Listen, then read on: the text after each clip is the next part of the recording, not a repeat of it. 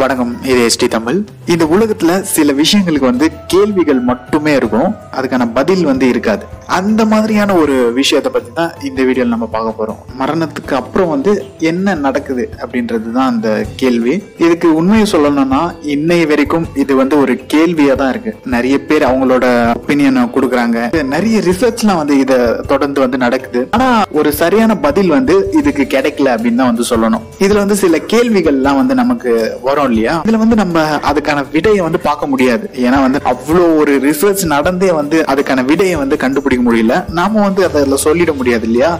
நம்ம இந்த வீடியோல என்ன பார்க்க போறோம் அப்படின்னு பாத்தீங்கன்னா, சில கேள்விகள் நமக்கு தோணும். அந்த கேள்விகளை தான் இந்த வீடியோல நம்ம பார்க்க போறோம். அதுக்கப்புறம் சில நிகழ்வுகள் நடந்திருக்கும், அதையும் இந்த வீடியோல நம்ம பார்க்கலாம். முதல்ல எதனால இந்த கேள்வி வருது அப்படின்னா, ஒரு விஷயம் சொல்லுவாங்க, இந்த உலகத்துல இறந்து போறவங்க எல்லாம் அவங்களோட உடல் மட்டும் தான் இறந்து போகுது, அவங்களோட ஆன்மா இறந்து போறது கிடையாது, அந்த மாதிரி சொல்லுவாங்க இல்லையா.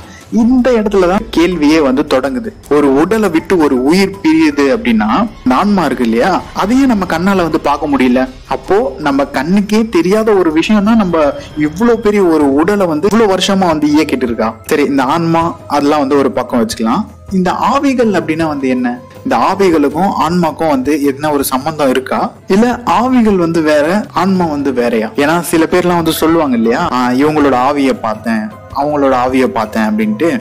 எப்படி அதை அவங்களால கண்டுபிடிக்க முடியுது? ஒருத்தவங்க இறந்த உடனே அவங்க உடம்ப எரிச்சிடுறாங்க, இல்லைன்னா புதைச்சிடுறாங்க. அதுக்கப்புறம் எப்படி அவங்களோட உருவத்தை அவங்களால பார்க்க முடியுது? நீங்க கூட நிறைய இடத்துல கேள்விப்பட்டிருப்பீங்க, இறந்தவங்களை நான் பார்த்தேன் அப்படின்ட்டு நிறைய பேர் சொல்லியிருப்பாங்க இல்லையா. அது உண்மையா இருந்துச்சுன்னா அது என்ன, எப்படி அவங்களோட உருவத்தையே பார்க்க முடியுது?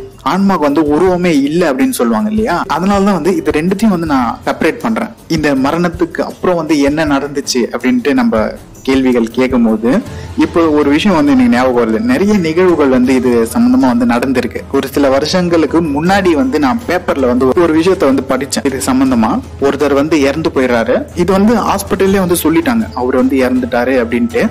அப்புறமா வீட்டுக்கு அவரோட பாடியை எடுத்துட்டு அதுக்கப்புறம் அவர் எழுந்துக்கிறாரு, உயிரோட எழுந்துக்கிறாரு. இது உண்மையிலே நடந்த கதை, பேப்பர்ல போட்டிருந்தாங்க. அதுக்கப்புறம் அவர்கிட்ட கேட்கும் போது எனக்கு நான் எங்கேயோ அப்படியே போயிட்டு இருந்த மாதிரி தெரியுது. எங்க போயிட்டு இருந்தேனே தெரியல.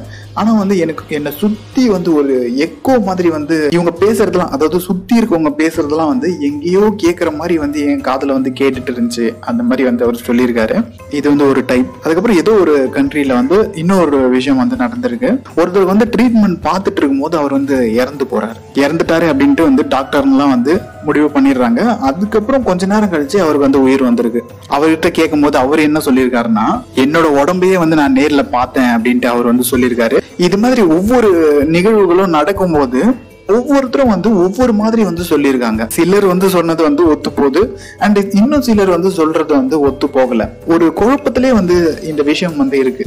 இன்னை வரைக்குமே ரொம்பவே சீக்ரெட்டா இருக்க ஒரு விஷயம் அப்படின்னு பாத்தீங்கன்னா இதுவும் ஒண்ணு. மரணத்துக்கு அப்புறம் என்ன நடக்குது அப்படின்றது, இதை பத்தின உங்களோட கருத்துக்களை கமெண்ட் பாக்ஸ்ல சொல்லலாம். அண்ட் இந்த வீடியோ உங்களுக்கு பிடிச்சிருந்தா லைக் பண்ணுங்க, ஷேர் பண்ணுங்க, கமெண்ட் பண்ணுங்க, அண்ட் மறக்காம சப்ஸ்கிரைப் பண்ணிட்டு பக்கத்துல இருக்க பெல் பட்டனை கிளிக் பண்ணிடுங்க.